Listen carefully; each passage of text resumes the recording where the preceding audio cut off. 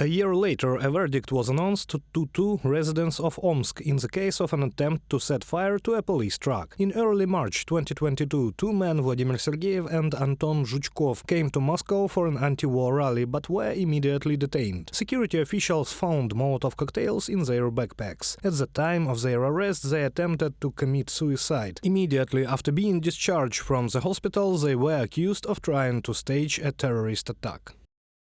Vladimir Sergeyev, who planned the arson, was sentenced to 8 years, and Anton Zhuchkov to 10 years in prison under articles on preparation for a terrorist attack and sale of narcotic substances. The first 3 years of imprisonment the man will spend in prison, the next in strict regime colony. From the message of Sota Telegram channel. For more than a year, the trial of the artist from St. Petersburg, Sasha Skochelenko, has been going on. Now she is in jail. The girl is accused of spreading fake news about the army. She changed the price tags in the store for stickers with information about the war in Ukraine. Alexandra has a heart defect. The defense repeatedly insisted that she be placed under house arrest, but the court does not satisfy the motion.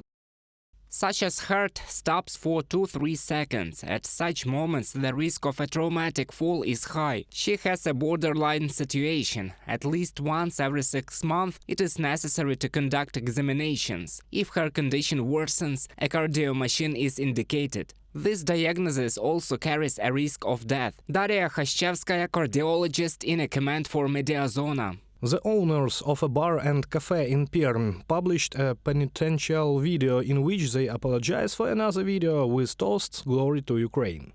For Ukraine! Glory to Ukraine! There was an unpleasant situation about toasts for Ukraine. I didn't want to offend anyone, that's for sure. I apologize to all the guys. You know about my patriotism. Repentance was demanded by unknown commentators who threatened that otherwise they would bring the bar and cafe to the attention of the Drug Control Department. The location of Alexei Moskalyov, the father of 6th grader who drew the anti-war drawing, remains unknown. However, while the search is underway, the propaganda media are on the alert, says Moskalyov's lawyer.